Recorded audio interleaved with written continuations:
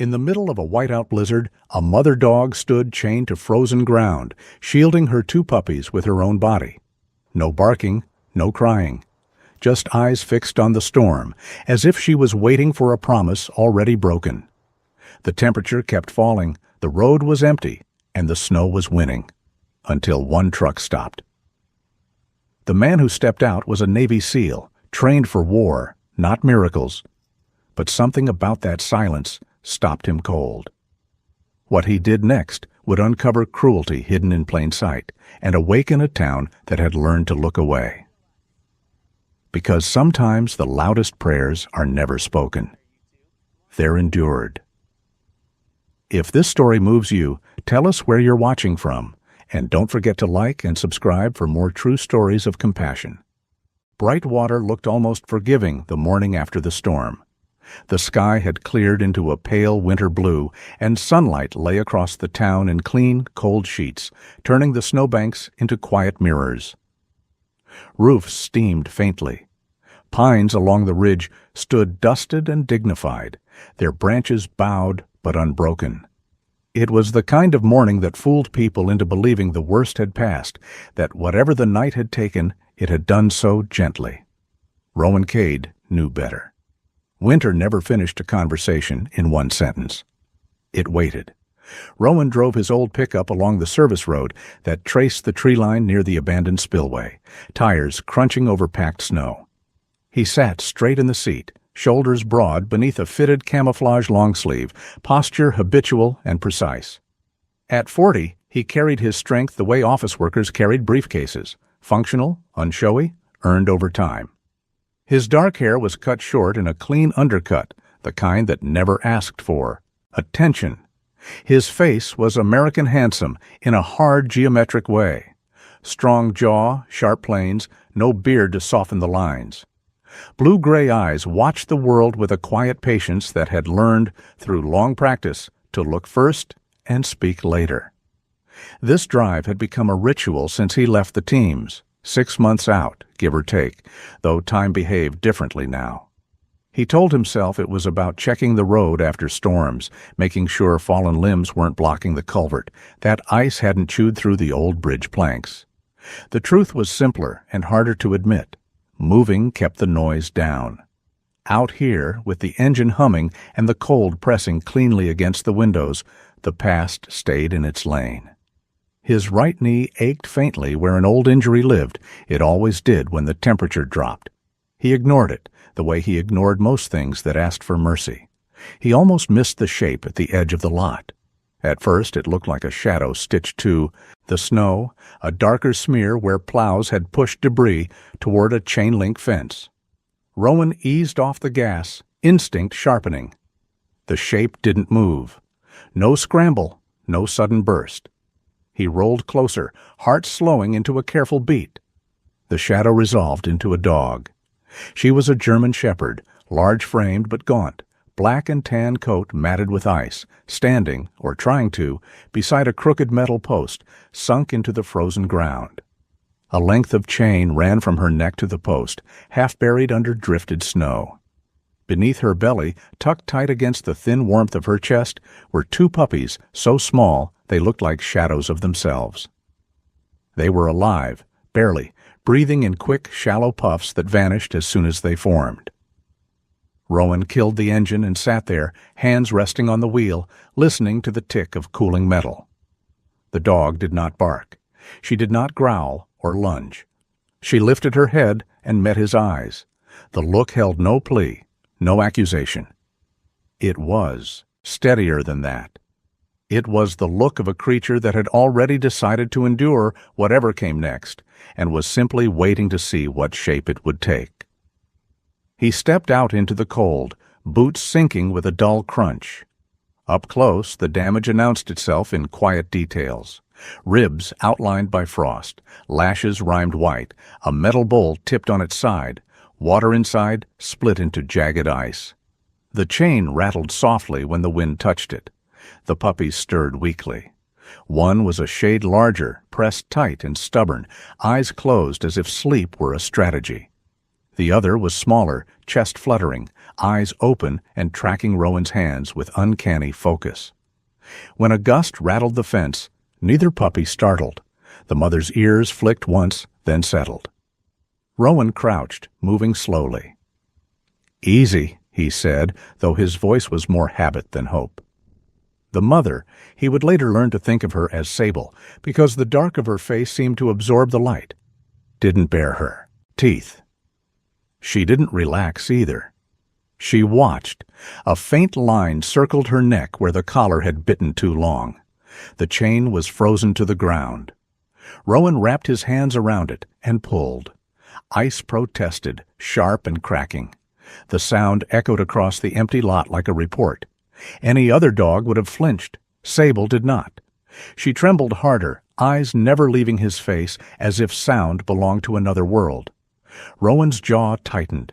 He worked the chain link by link, fingers burning, until the metal came free with a wrenching snap that sent pain up his arms. He slid his hands beneath the puppies first, lifting them carefully, tucking them into the warmth of his jacket. The larger one, later he would think of her as Fawn for the way she leaned into life, made a thin, determined noise and burrowed deeper. The smaller one, Micah, though he didn't know it yet, didn't make a sound at all. He watched Rowan's hands with grave attention, eyes amber and searching Rowan, felt something shift behind his ribs. Sable stood when the chain fell away, legs shaking, then took a step toward Rowan without being asked. She pressed her head briefly against his thigh, not in submission but in acknowledgement, and turned as if to go. Rowan followed, guiding her toward the truck. As he lifted the chain to coil it, something snagged against his glove. Not fur, plastic. A black industrial zip tie, snapped clean and stiff with cold, still looped through a link near the collar. Rowan froze. Zip ties were not the language of strays. They belonged to work sites, to temporary solutions that assumed permanence. He looked back at the post, at the clean cut of metal against snow, and felt the morning tilt. This hadn't been forgetting.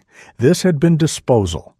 He wrapped Sable and the puppies in an old blanket from behind the seat and turned the heater on full. The truck rumbled to life.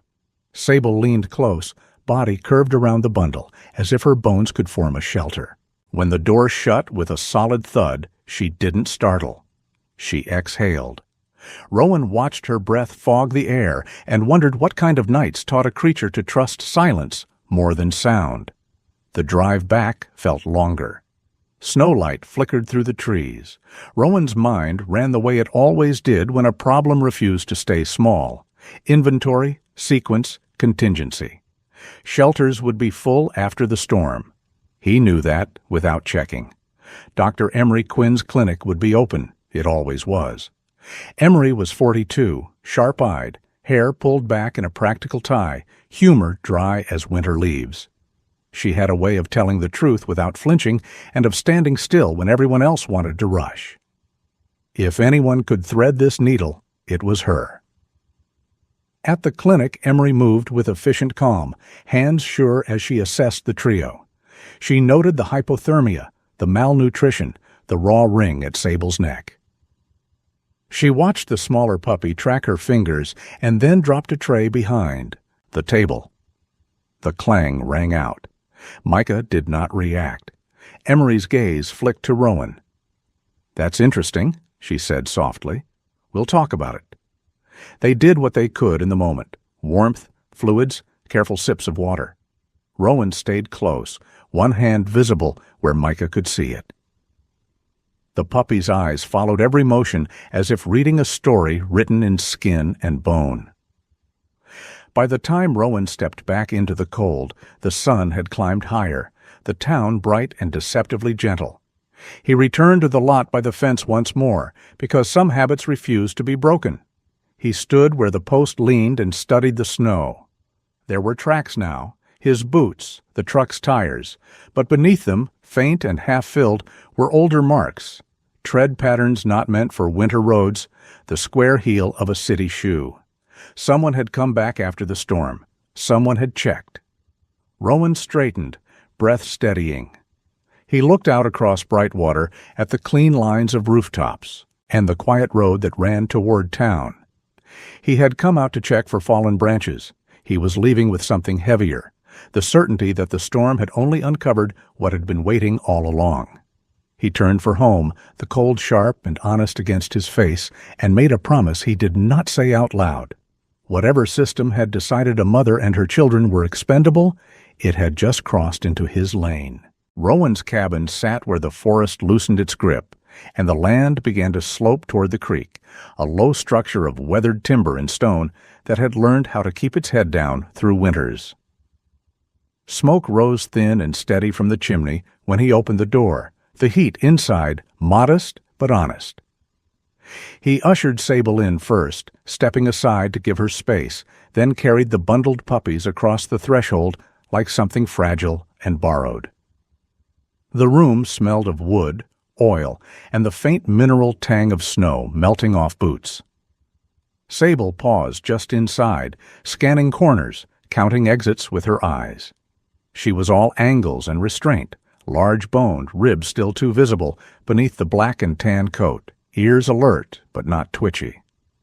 When Rowan set the puppies down near the stove, she circled once and folded herself around them, body curved into a shelter, chin lifted so she could see his hands. Rowan moved with quiet economy, the habits of a former life settling into domestic motions. He stoked the stove, laid out towels, warmed water to a careful temperature. His knee complained when he bent. He ignored it. He rolled up the sleeve of his camouflage top and pressed a palm near the puppies so they could feel the heat. Fawn, the larger one, made a soft, determined noise and latched onto warmth like a promise. Micah, the smaller, watched, eyes wide and amber, tracking the movement of Rowan's fingers as if the room spoke in gestures. When Rowan spoke, low and steady, Micah didn't startle. He didn't turn toward the sound. He turned toward the hand. Dr. Emery Quinn arrived within the hour, her truck crunching into the drive with the confidence of someone who knew where they were going. She stepped inside with a professional calm that felt like relief, hair pulled back, coat dusted with snow, eyes sharp but kind. Emery took in the scene at a glance, the stove, the towels, Sable's posture, Rowan's stillness, and nodded. "You did right," she said, voice dry as winter leaves. She knelt, hands deft and warm, checking gums, listening to chests, noting the raw ring at Sable's neck with a flicker of something unguarded that passed across her face and was gone. "Hypothermia, mild to moderate, malnutrition, will go slow." She tested reflexes, watched breathing, then did something simple. She set a metal tray on the counter behind the puppies and let it slip. The clang rang sharp. Fawn startled, squeaked, then settled. Micah did not react. His gaze stayed locked on Emery's fingers. Emery's eyebrows rose. She tried again, louder, then softer. Nothing. "That's interesting," she said, not to fill the room, but because truth needed a place to land. "We'll talk." They worked without drama. Fluids warmed, sips measured, blankets layered. Sable never left the puppies, but she never blocked Rowan's hands either. Instead, she watched him, his palms, his timing, like he was a map. When Rowan stood, she stood. When he crouched, she eased back. It was not obedience. It was calibration. Mabel Rowe came by near dusk with a pot of soup that smelled like patience. She was small and quick, silver hair tucked into a knit cap, eyes bright behind round glasses that missed nothing. Her coat was olive and worn at the cuffs, her scarf a soft beige, and her mouth had learned how to say hard things gently. "You always were too quiet," she told Rowan, setting the pot down with a clink. "People who don't live alone need noise to feel real." She crouched to look at the dogs, voice softening. "These ones look like they've had enough of both." Rowan offered a corner of the bench. Mabel waved him off, sat on the floor instead. Sable watched her, then allowed it, chin lowering a fraction. Mabel laughed under her breath. "See? She knows." Night came early, the kind of dark that pressed against windows. The wind rose, then fell. Rowan stood at the sink, hands in warm water, when Sable stiffened. It wasn't a bark or a lunge, it was a low, controlled rumble that lived more in her chest than her throat. Rowan turned. Sable was facing the door, ears forward, body tight, eyes fixed on the black beyond the glass. Rowan grabbed his coat and stepped outside, the cold biting clean. The yard lay quiet, snow unbroken except for his own tracks and the thin ribbon of the drive. He moved toward the edge where the trees thickened, scanning. That's when he saw it. Tire marks, faint but fresh, not the wide, winter-ready tread of his truck, but narrower, city-minded, sketched across the powder and already trying to disappear. They cut toward the road, not away. Someone had come in. Someone had turned around. Rowan crouched and brushed snow aside with a gloved hand. Beneath it, the print sharpened, a heel with a square edge, a pattern meant for sidewalks, not storms. He felt the click behind his eyes as pieces aligned. Whoever had left Sable in the lot hadn't just abandoned her. They had checked. They had returned to see if winter had finished the work. Rowan stood slowly, breath steadying, and understood that the quiet he preferred had just been disturbed by intent. Inside, Emery had set a lamp low and warm over the puppies. She watched Rowan's face as he came back in, the way his jaw set without theatrics. "Something out there?" she asked. "Tracks," he said. He didn't add more. He didn't need to. Emery nodded once. "Then we document," she said. "We go slow. We do it right." She glanced at Micah, who was still watching hands. "And we listen to what they're telling us, even if it isn't loud." Mabel stood, pot empty, and squeezed Rowan's arm with surprising strength. "Brightwater has long memory," she said. "It just needs reminding where to look." They stayed a while longer, the house breathing around them. Rowan pulled a chair close and kept his hands visible where Micah could see them. He made a simple motion. Palm, open, fingers closing, and waited. Micah tracked it, leaned into the warmth when Rowan rewarded him with a gentle touch.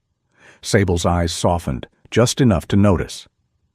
Later, when the fire burned low and the night pressed close, Rowan stepped back outside once more. The tracks were already fading, the snow doing its patient work. He looked toward the road, then back at the cabin window, where warm light pooled, and a shepherd lay wrapped around her young. He understood something then, not as a revelation, but as a responsibility settling into place.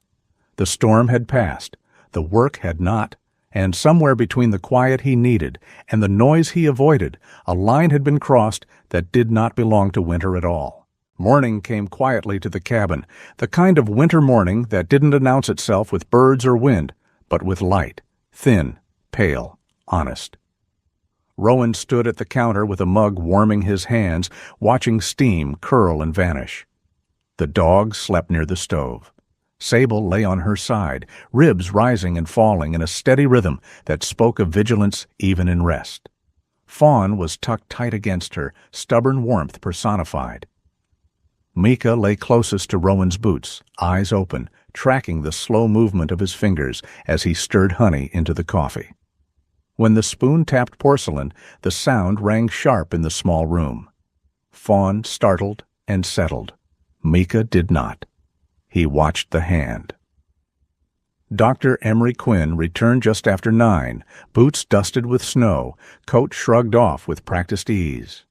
She knelt again, hands moving with the confidence of someone who knew how to listen to bodies without asking them to speak. She tested reflexes, watched eyes, pressed gently along the chest, and then she sat back on her heels and exhaled. "He's deaf," she said, voice even, careful not to make it heavy. "Congenital, probably from birth." She glanced at Micah, who was staring at her fingers like they were captions on a screen. "It explains everything." Rowan nodded, a memory clicking into place. The lack of startle, the way the puppy oriented to motion instead of sound, the calm in chaos. He felt a brief, sharp pang, recognition without romance. Deafness wasn't a metaphor. It was a fact with consequences. "Can he?" Rowan began, then stopped himself. Emery smiled faintly. "He can learn," she said. "Different doesn't mean broken. It means you teach in another language." They started simple. Rowan waited until Micah's eyes met his, then lifted his hand, palm open. He closed his fingers slowly, deliberately, and held still. Micah's gaze didn't waver. Rowan lowered his hand and touched the puppy's chest lightly, a reward that was more warmth. Then instruction. Again and again. The world shrank to hands and eyes. Rowan felt something loosen inside his ribs, something he'd kept locked behind commands and checklists. He wasn't giving orders. He was making an agreement. Sable watched from the edge of the light, head lifted, ears forward. She did not interfere. She did not hover. She calibrated. When Rowan paused, she nudged Micah gently back into position, then stepped away. The trust in that gesture surprised him. By noon, the lesson had taken a shape. Micah followed the open palm. He responded to the closed fist. He leaned into the quiet like it belonged to him. Rowan laughed once, short and surprised, the sound unfamiliar in the cabin. Emery caught it and said nothing. They stepped outside for air. The forest glittered, sun caught in ice like scattered coins. Rowan's knee complained when he put weight on it. He shifted and ignored the urge to sit. Sable stood at his side, shoulder brushing his leg, gaze fixed down the eye, slope toward the road. She didn't pull or pace. She waited, then took 2 steps forward and looked back at him. Rowan frowned. "You want to go?" he asked, though he knew better than to think sound mattered here.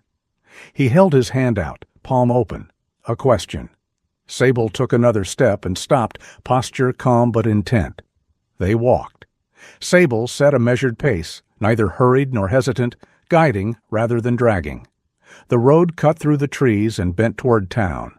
Bright water lay beyond, roofs catching light, smoke lifting in thin threads. Rowan hadn't planned to go in today. Plans had a way of dissolving lately.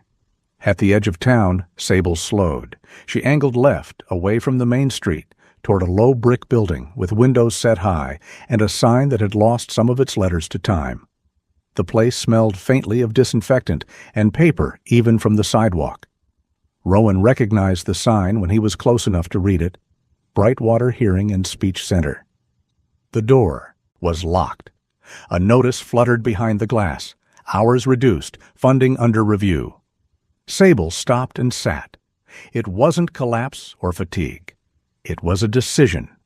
She folded herself neatly, tail wrapped around her paws, eyes on the door. Rowan crouched beside her, feeling the old ache flare and subside. He followed her gaze, taking in the building, the quiet street, the echo of something he couldn't quite place. Micah pressed against his boot, eyes on Rowan's hand, waiting. Rowan lifted his hand to ask the question he didn't have words for, and Sable did something that made his breath catch. She turned her head, just enough, and looked at him. Not through him, not past him, but at him, with a certainty that felt like memory. Not longing, not fear, recognition. As if this door had once been safe, and safety, once learned, did not forget its address. The door opened. A woman stepped out, mid-30s maybe, tall and slim, hair pulled back into a practical knot, skin pale against the winter light. She wore a thick cardigan over scrubs and carried a clipboard like a shield. Her eyes flicked to Sable, then to the puppies, then to Rowan. Caution softened into curiosity. "Can I help you?" she asked, voice warm but measured. Rowan explained briefly. The storm, the chain, the deaf puppy. He kept his hands visible, gestures slow. The woman nodded, listening not just with her ears. "I'm Lena," she said. "We work with kids who learn differently."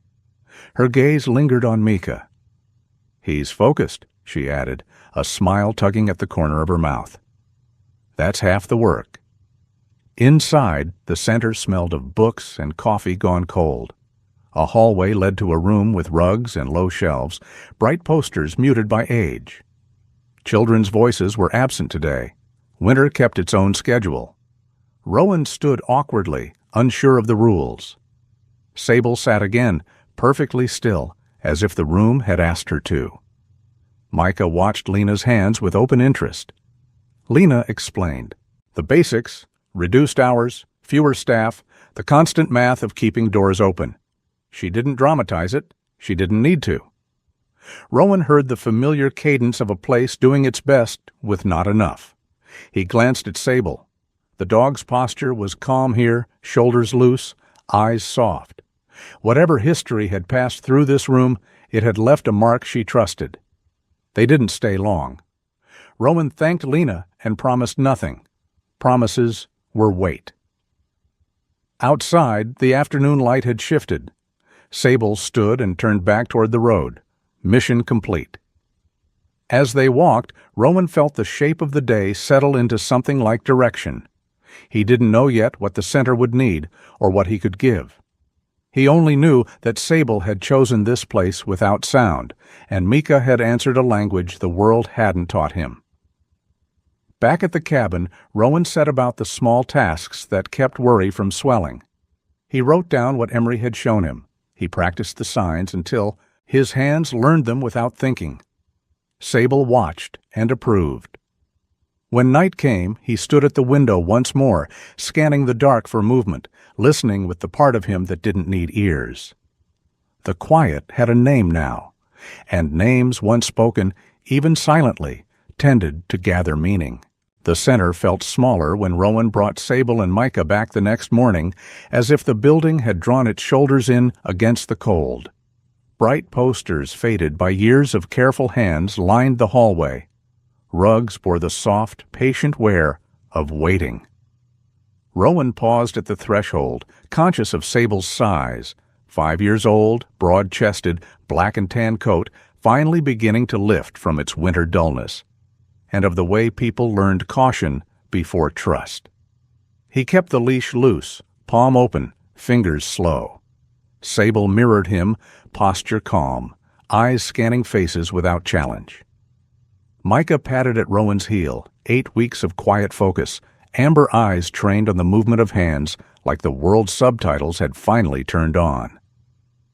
Lena met them with a smile that held both welcome and responsibility. In daylight, she looked younger than Rowan had thought the day before. Tall and slim, hair pulled into a neat knot, skin pale from winter and fluorescent lights, a cardigan worn thin at the elbows over her scrubs. She moved with the practiced gentleness of someone used to rooms where sound wasn't the main currency. "We'll start slow," she said, not to reassure Rowan so much as to set the tone for the space. "We always do." A few children were already there, coats piled by the door, boots lined in uneven rows. Their ages ranged from early elementary to nearly teens, each carrying the particular gravity of kids who had learned to listen with more than ears. Some wore small processors clipped neatly behind their ears, wires tracing the curve of necks. Others had none at all. They noticed Sable at once. A ripple passed through the room, curiosity edged with caution. One boy took a step back, fingers tightening around a book. A girl leaned forward, eyes bright, hands hovering like questions waiting to be asked. Rowan felt the old instinct rise. Secure the perimeter. Manage the risk. He knelt instead, bringing himself down to the children's level, palms visible. He made the sign he and Micah had practiced, open hand, slow close, and waited. Micah sat, perfectly. The room exhaled. Sable eased down beside him, not sprawled, not rigid, simply present. She watched the children with an attention that surprised even Rowan. Her ears were relaxed, her tail lay still. When one child shifted suddenly, Sable did not flinch. She adjusted, eyes following hands, faces, the rhythm of the room. Lena introduced the dogs with simple signs and slower words, keeping her body open so the children could read her. "This one listens with his eyes," she explained, nodding to Mika. The children leaned in, a dozen small calibrations happening at once. Mika's gaze flicked from hand to hand, learning the grammar of the space. When a girl lifted 2 fingers uncertainly, Mika's ears perked. He tilted his head, not in confusion, but in focus. The boy with the book hovered near the wall, dark hair cut close, jaw set with the seriousness of someone used to watching first. A small processor curved behind his ear, catching the light. He took a step forward, then stopped, looking to Lena for permission. She nodded. He knelt, book clutched to his chest like armor, and held out his hand. Mika did what he had learned. He checked the boy's eyes, tracked the fingers, and pressed his nose gently into the open palm. No sound, no command. The boy's shoulders dropped. He smiled, not wide, but real. Rowan felt the room change. It was subtle, the way warmth settles into wood. The children edged closer. A girl signed a question at Lena, hands quick and hopeful. Lena answered, glancing at Rowan. "If you're comfortable," she said. Rowan nodded. Comfort was relative. He stayed still and let the dogs work. Micah moved like he belonged, reading hands the way some dogs read scent trails. Sable shifted when she needed to, placing herself between sudden movements without blocking curiosity. She was not performing, she was hosting. Time loosened. The boy with the book opened it and began to read, words stiff at first, then easing into story. Micah lay on his side, making space, tail tapping a slow, steady rhythm against the rug. Sable watched from a short distance, eyes soft, body a quiet wall. Rowan leaned against the doorframe, hands folded, feeling a tightness behind his eyes he refused to name. When the session paused, a woman stepped into the room with a clipboard held close, posture careful, as if she'd learned to carry bad news gently. She was the center's manager, late 40s, short hair streaked with gray, face composed in the way of people who had practiced being calm for others. She caught Rowan's eye and nodded toward the hall. In her office, with the door closed, she didn't waste words. "We're being pressured to sell," she said. "Funding's been cut. The building's old. A developer has been circling." She slid a paper across the desk. A name sat at the top, neat and final. Silas Crown. Rowan felt the click again, the soundless alignment of facts. He didn't know the name yet, not really, but he recognized the type. Clean shoes, softer hands, the kind of man who spoke in numbers and called it vision. He asked a few questions, who, when, how, and listened more than he spoke. The manager's voice didn't shake. "We'll fight it," she said, "but fighting takes time and money." Back in the room, Mabel Rowe had arrived with her pot of something warm, her presence filling corners the way laughter filled kitchens. She set the pot down and surveyed the scene. Children, dogs, quiet miracles. And her mouth curved into a smile that held more edge than it showed. "Well," she said to Rowan sotto voce, "that answers one question." When he raised an eyebrow, she leaned closer. "Silas Crown hires dogs to guard his sites. Big ones. When they don't work out, too gentle, too injured, too expensive, they disappear." She tapped the pot with a wooden spoon. Bright waters learn to look away when money asks. Rowan watched Sable then, the way her ears angled toward the hall where the manager had stood, the way her body placed itself between Micah and the door without anxiety. A protector's calculus, refined by loss. He thought of the zip tie, the tracks, the return after the storm. The pieces did not scream. They whispered. The session ended with careful goodbyes. Children filed out in 2s and 3s, hands waving, eyes bright. Micah tracked each gesture, committing them to memory. Sable stood and shook, snow-damp coat catching light. Rowan clipped the leash with a practiced motion and felt the weight of the day settle, not as burden, but as direction. Outside, the air had sharpened. The center's windows glowed behind them, a rectangle of warmth against winter. Rowan paused, looking back once. Sable did too. It wasn't longing. It was acknowledgement. They walked home in silence that felt earned. Rowan didn't promise anything. Not to Lena, not to the manager, not even to himself. Promises, he knew, were easy to say and expensive to keep.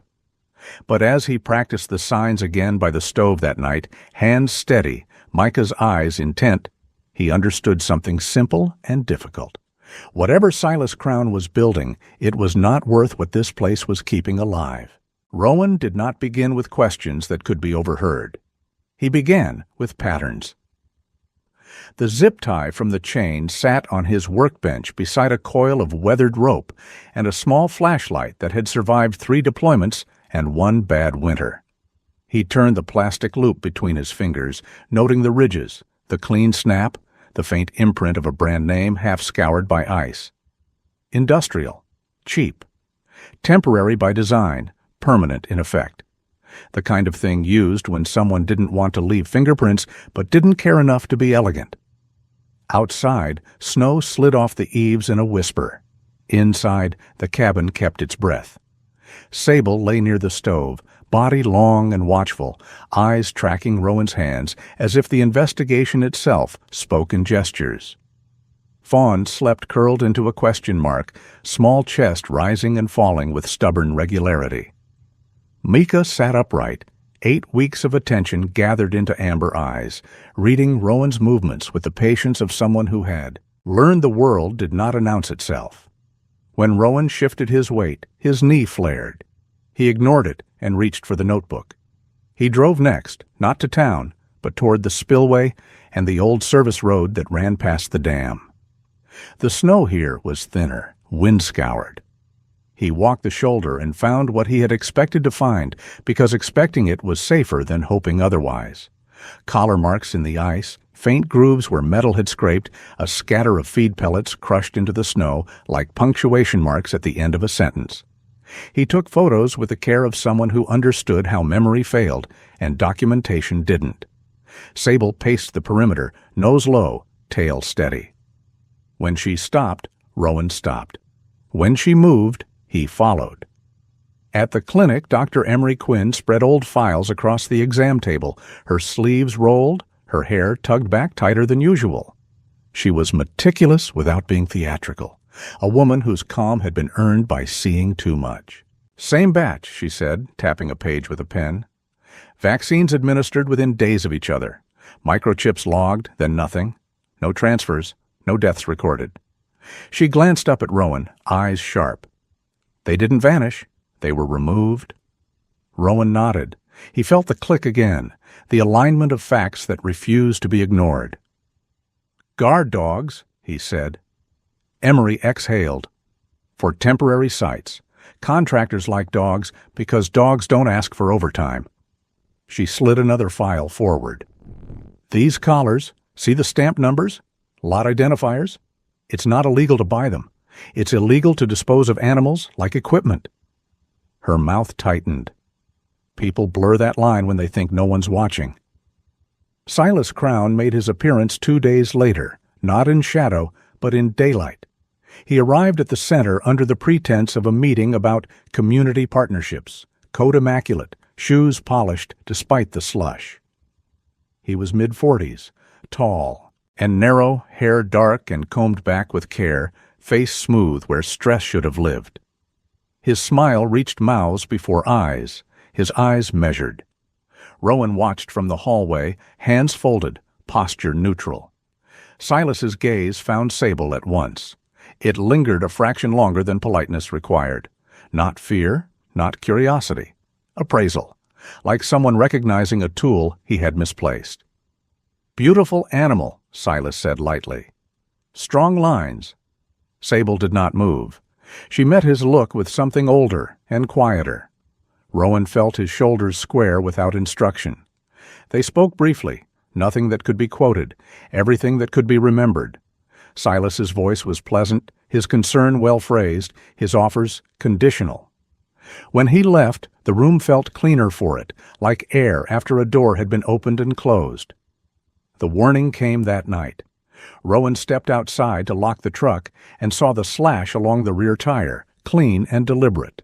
A note waited on the seat. Beneath the wiper, paper unmarked, handwriting careful. Don't make a small thing a war.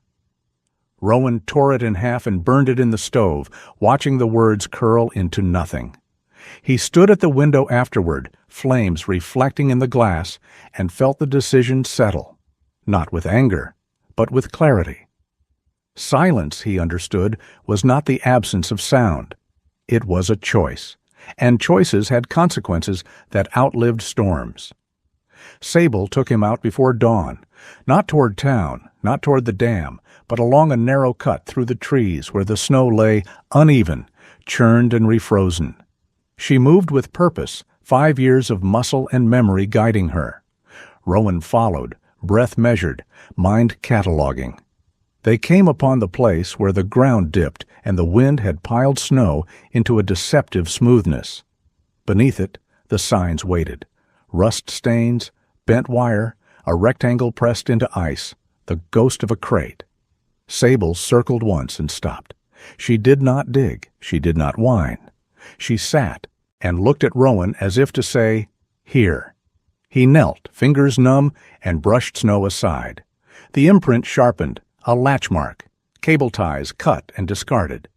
He imagined the scene without embellishment, the hurry, the indifference, the weather pressed into service as accomplice. He felt something tighten in his chest that had nothing to do with fear. Back home, Rowan organized what he had: photos, timestamps, Emery's notes, the collar numbers. He did not call the police yet, not because he distrusted them, but because he understood timing. Evidence had to speak in a language that could not be misunderstood.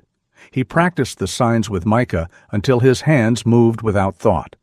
Sable watched, approval quiet and complete. Mabel Rowe came by with bread still warm, eyes sharp as ever. She took in the slashed tire, the ash in the stove, the set of Rowan's jaw. "Crown's been circling this town since before the last recession," she said, setting the loaf down like punctuation. "Buys trouble cheap, sells it dear." She glanced at Sable. "And he hates being told no."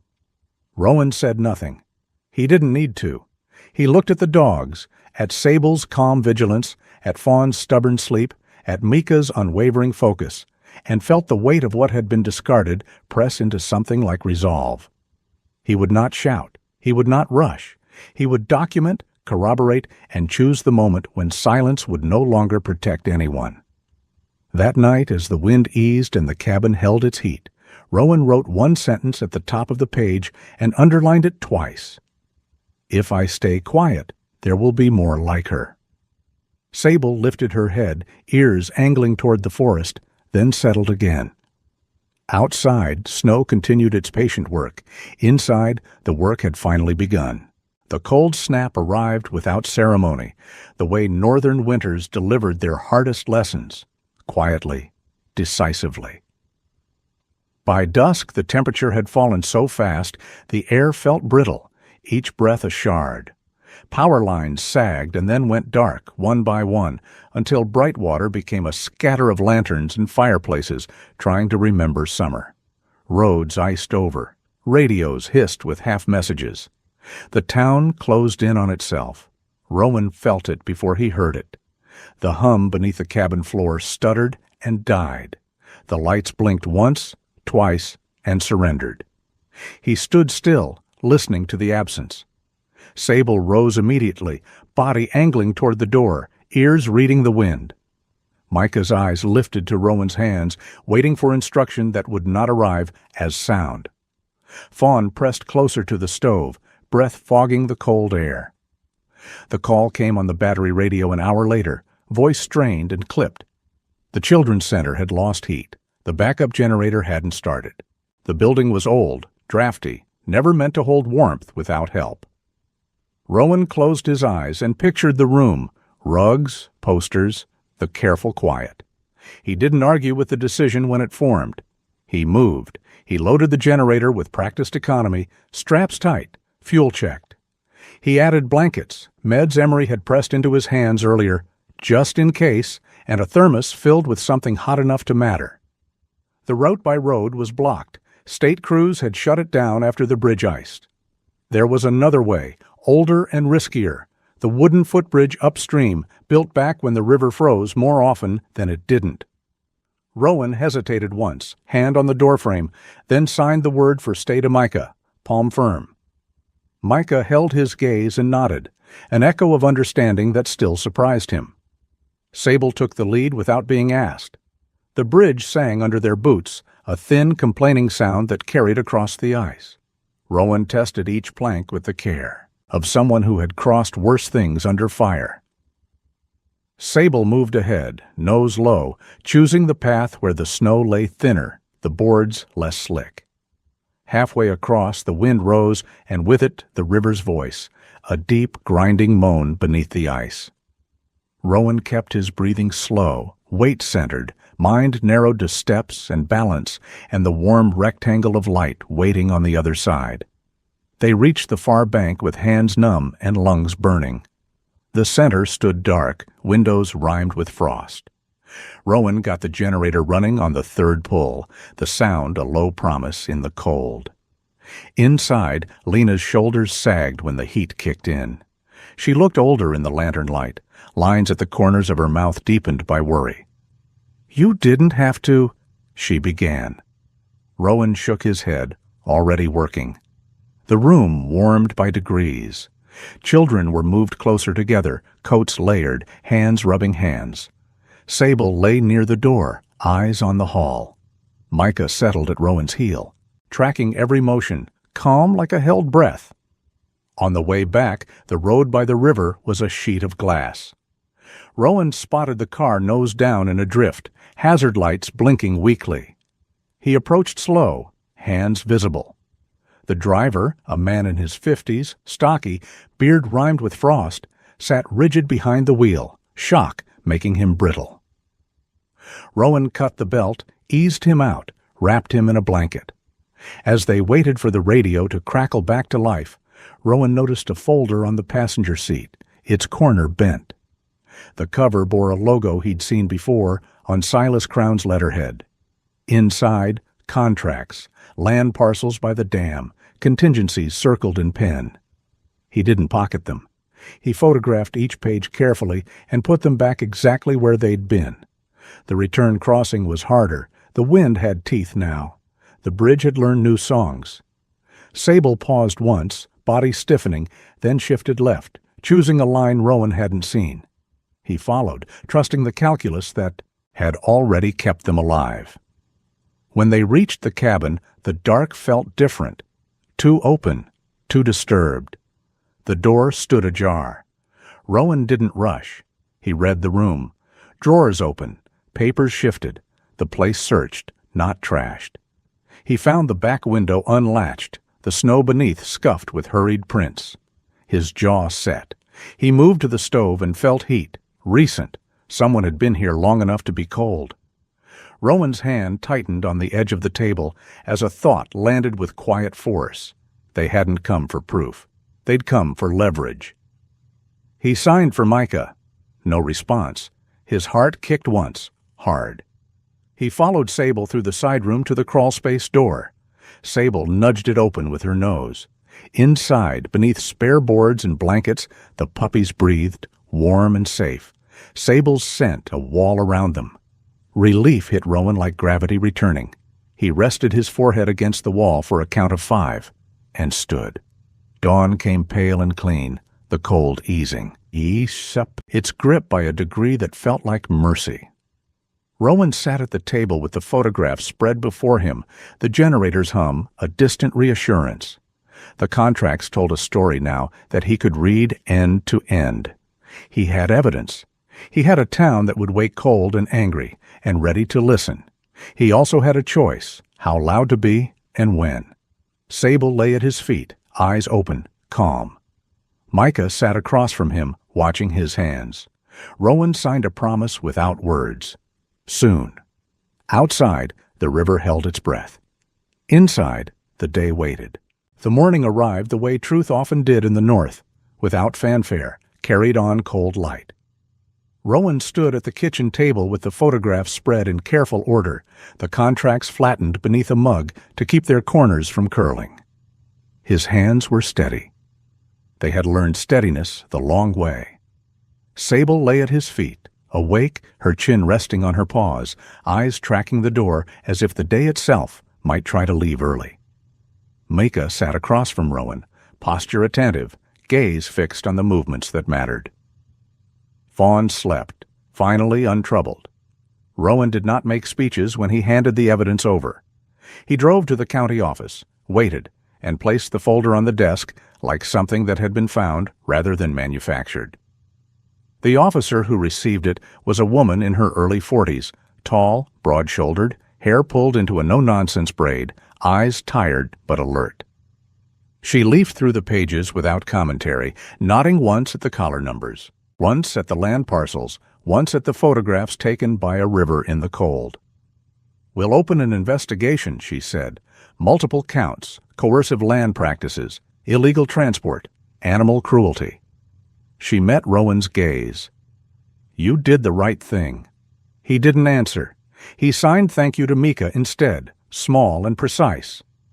The town meeting filled the old hall by dusk. Boots lined the wall, coats steamed. People stood shoulder to shoulder, faces drawn thin by winter but sharpened by resolve. The officer spoke plainly. The words traveled faster than rumor ever had because they were finally anchored. Silas Crown's name moved through the room like a chill, and then like a release. Investigation underway, assets frozen pending review, contracts under scrutiny.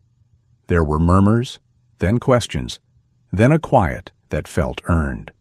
Mabel Rowe took the floor without notes.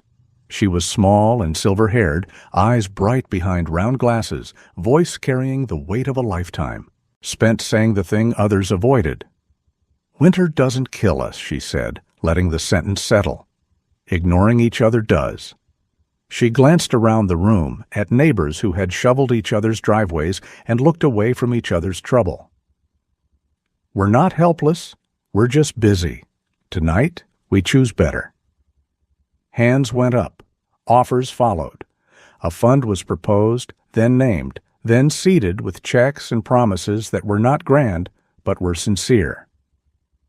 The Children's Center would stay. The building would be repaired, the generator replaced, the roof patched where the wind liked to pry. It wasn't a miracle. It was a ledger balanced by people who finally agreed to look. As the vote passed, Rowan felt Sable's body tense at his side, not with fear, but with alertness. He followed her gaze to the back of the hall, where a man hovered near the door, coat too clean, smile too practiced. Their eyes met for a moment. The man looked away first and left. Rowan understood then that endings rarely arrived alone. They brought choices with them, too. Months slipped by in a way that felt kinder. Snow retreated from the edges of things. The center reopened fully. Rooms brightened. Routines returned. Micah began as a visitor, then a trial, then, after paperwork and training and 100 small confirmations, as something official. He wore a simple vest that fit his growing frame, black and tan coat gleaming now, amber eyes clear and serious. He learned the rhythms of the room, when to move, when to lie still, when a child needed space, and when a steady presence was invitation enough. He listened with his eyes and his body, with the patience of someone who had learned early that sound was not the only path to meaning. The children learned him in return. They practiced signs on his fur, read to him with voices and hands, and confidence growing where fear had been. A girl who once hid behind a chair now crossed the room to sit beside him. A boy who counted his breaths learned to forget the count. Micah lay in the middle of the rug like a promise kept. Sable and Fawn stayed with Rowan. It was never discussed. Sable claimed the porch as if it had always been hers, sun-warmed boards becoming a map of contentment. Fawn grew into her legs, then her courage, then her voice, a quiet bark that sounded like a question and an answer at once. Rowan's days found a shape. He fixed what could be fixed. He taught what could be taught. He stood watch when standing watch mattered. On a morning washed clean by cold light, Rowan returned to the center with the dogs. The windows threw pale gold across the floor. Children clustered on the rug, books open.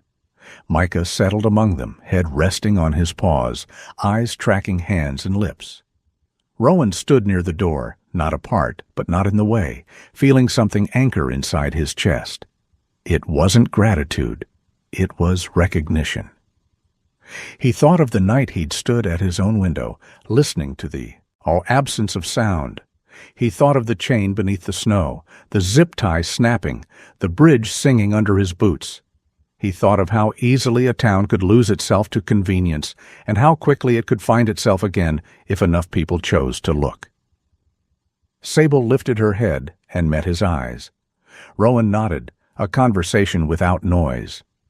Outside, winter still held the hills, but it no longer owned them.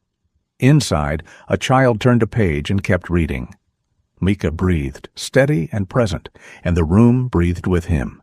The light shifted. The day continued. Rowan did not need to move. For the first time in a long while, he felt held where he stood. Some miracles do not split seas or shake the sky.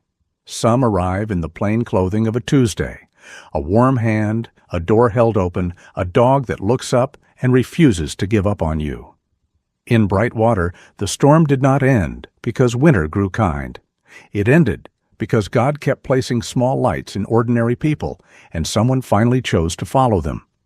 Maybe that is the way heaven often works in daily life. Not always with thunder, but with quiet invitations. The phone call you almost ignore, the neighbor you almost pass by, the small voice in your heart saying, "Stop, help, look again." When we answer that nudge, we become part of the miracle. When we don't, the cold is not just outside. It settles in places it should never reach. If this story reminded you that you are not alone, tell us where you are watching from and what small light has carried you through a hard season. Share this video with someone who needs hope today. And if you want more stories like this, subscribe to the channel and stay with us. Your comments and shares are not just words on a screen. They are warmth traveling from one home to another. May God bless you and your family, guard your nights, steady your heart, and lead you toward the kind of mercy that changes everything. Amen.